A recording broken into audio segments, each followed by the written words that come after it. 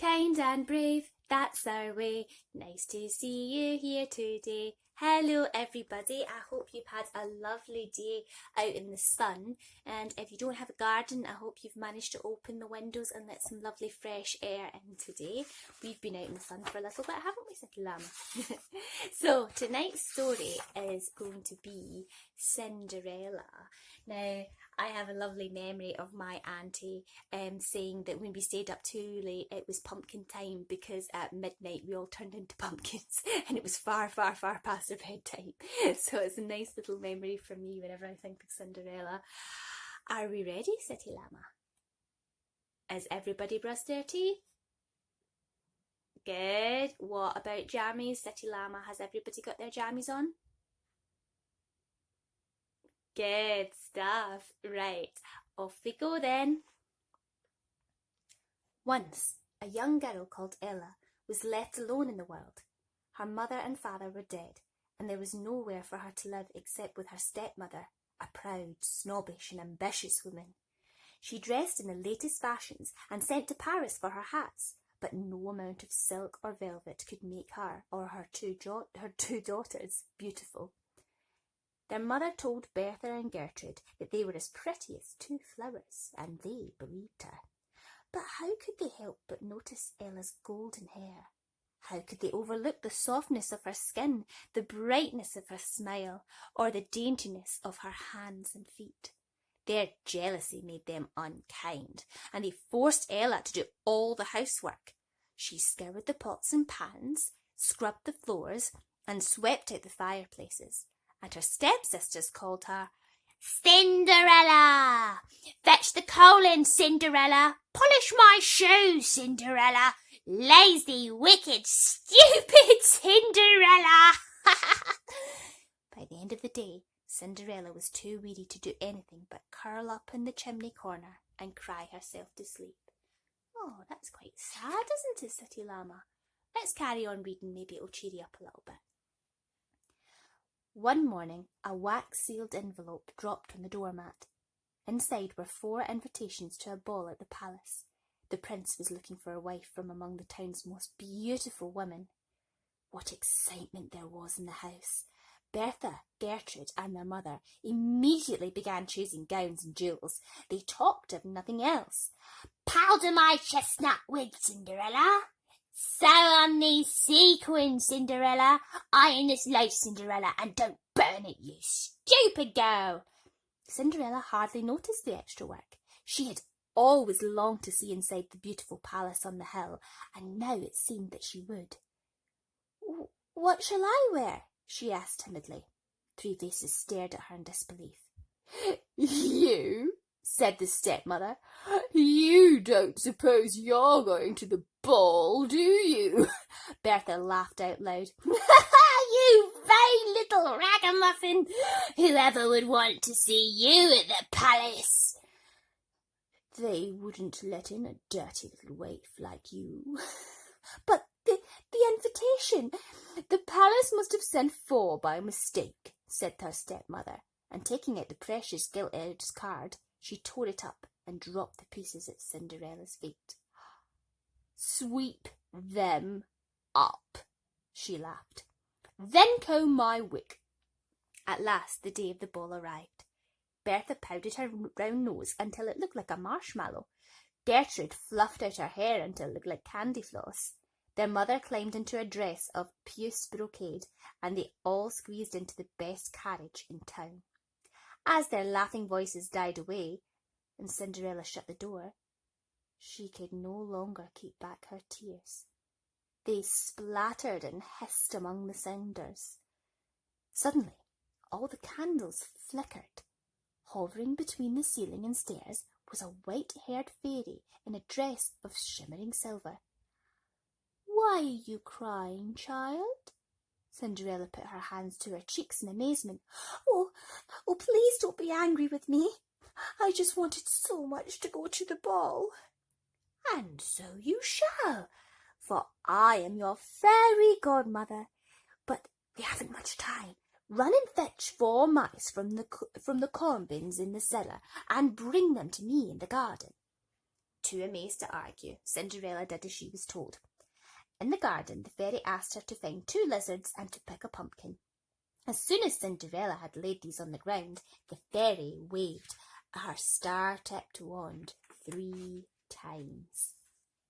In the glittering shower of stardust, the little creatures in the pumpkin were transformed into a silver coach resting on golden springs, upholstered with scarlet velvet and drawn by 4 dapple grey horses.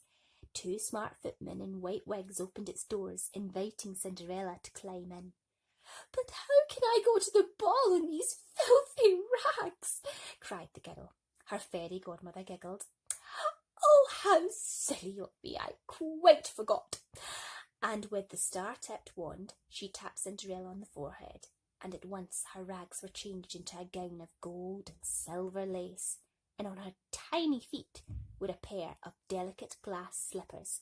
"Have a wonderful evening, my child," said the fairy, kissing her on the cheek.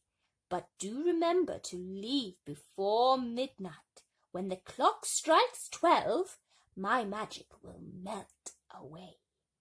Touching her own head with her wand, the fairy godmother disappeared.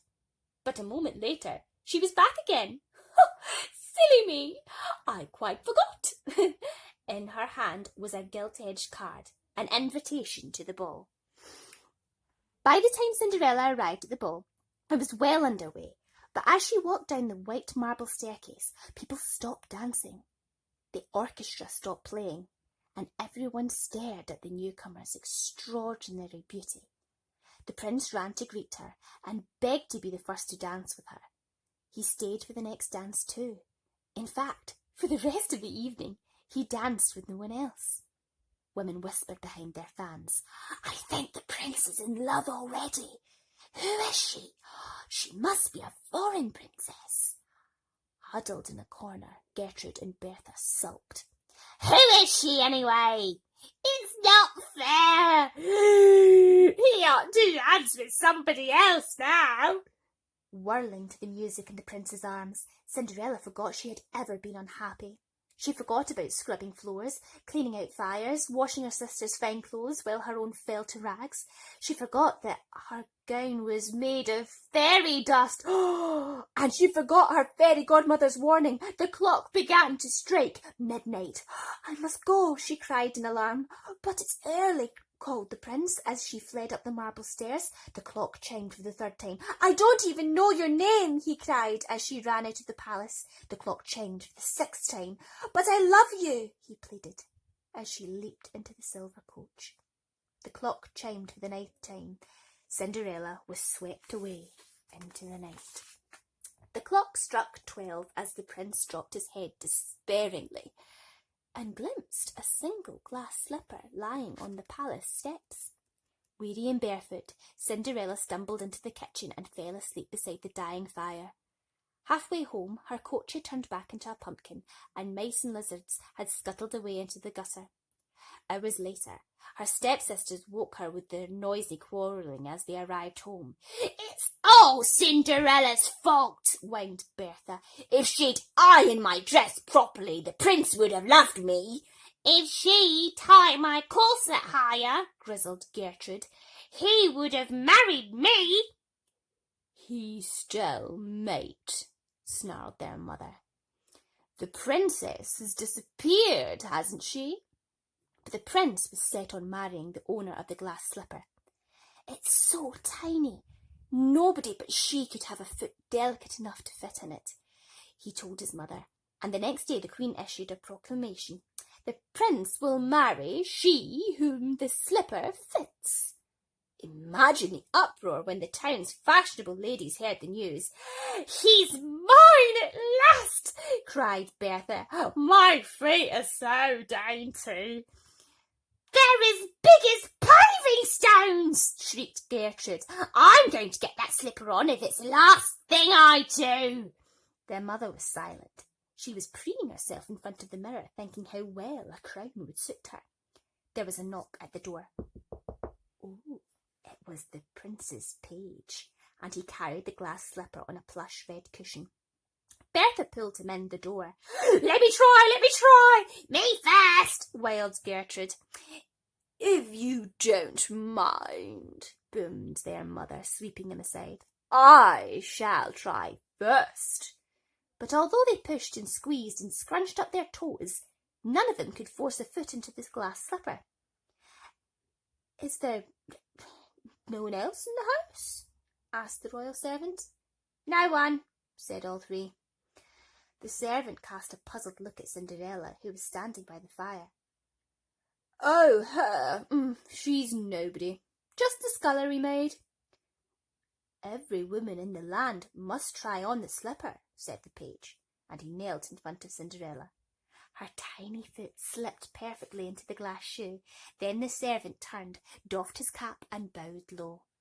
There in the open doorway stood the prince. "I have found her, your highness," said the page. "It's not fair," gasped Bertha. "It's all a mistake," cried Gertrude. "She didn't even go to the ball." Cinderella smiled past at the prince. "I'm afraid, my lord, that my ball gown was borrowed, and I can't afford a wedding dress. But I do have a pair of shoes now to wear to my wedding." And from her tattered bag she brought out the second slipper and put it on. Bertha blushed. Gertrude curtsied. Their mother squeaked and then fainted. The prince bought his bride a wedding dress of milk-white satin and a veil as misty as a cloud, and he married her in the great cathedral. Her stepsisters and stepmother bought new dresses for the wedding, and quite forgot that they had ever called her Cinderella and made her scrub floors. The end. Ah, well, that was a nice happy ending for Cinderella, wasn't it, City Llama? Oh, I hope everybody enjoyed that, and we're ready to go to bed now, aren't we? Absolutely. So until next time, kind and brave, that's our way. See you all another day. Good night, everybody. Sweet dreams.